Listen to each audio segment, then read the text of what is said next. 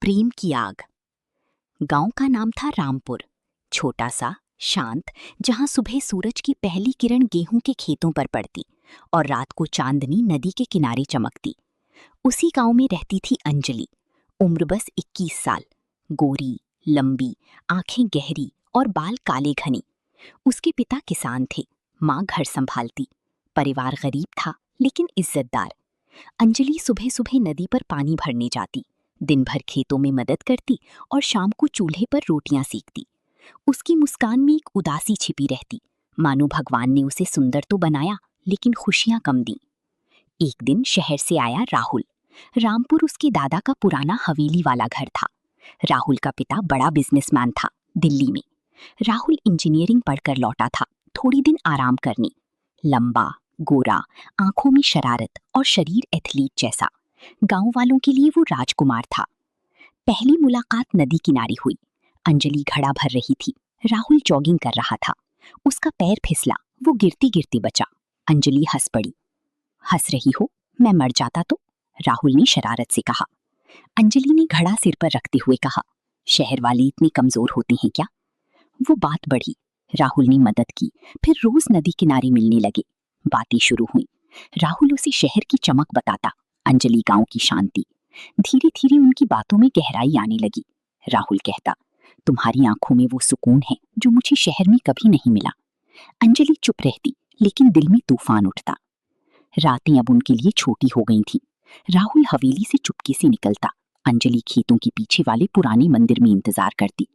एक रात चांदनी रात थी, हवा ठंडी, नदी की आवाज धीमी। राहुल आया, दोनों पास बैठे। अंजलि, मैं तुमसे प्यार करता हूँ, उसने कहा। उसकी आवाज कांप रही थी। अंजलि की आंखें भर आईं। राहुल, हम अलग दुनिया की हैं, तुम्हारे पिता कभी नहीं मानेंगे। राहुल ने उसे गले लगा लिया। उसकी होंठ अंजलि की होंठों पर आई, पहले हल्का, फिर गहरा। अंजलि का शरीर कांप उठा। राहुल ने उसे धीरे से घास पर लिटाया। उसके हाथ अंजलि की साड़ी की किनारी पर गए। साड़ी खिसकी। उसकी त्वचा चांदनी में चमक रही थी। राहुल ने उसकी संतरों को चूमा, जीभ से सहलाया। अंजलि की सांसें तेज हो गईं। राहुल, धीरे, उसने फुसफुसाया। राहुल ने अपनी शर्ट उतारी। उसका मजबूत शरीर अंजलि पर लहराया। वो धीरे से उसके अंदर घुसा। अंजलि ने कराहते हुए उसकी पीठ पर नाखून गड़ा दिए। दोनों एक लय में हिले। पसीना, सांसें, कराहटे और नदी की आवाज मिलकर एक संगीत बन गया। चरम सुख के क्षण में अंजलि चीख पड़ी। राहुल भी कांप कर गिर पड़ा। दोनों लिपटे पड़े रहे। उस रात उन्होंने कई बार एक दूसरे को प्यार दिया, हर बार नया, हर बार गहरा।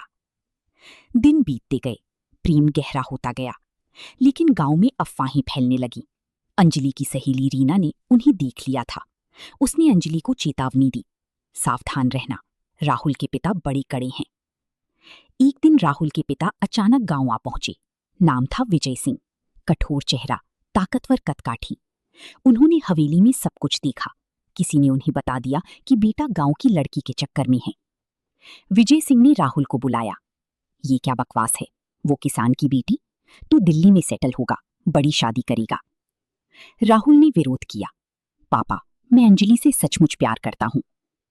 विजय सिंह ने गुस्से में कहा, तो फिर तू इस हवेली से बाहर, मैं तुझे वैसे भी जानता हूं।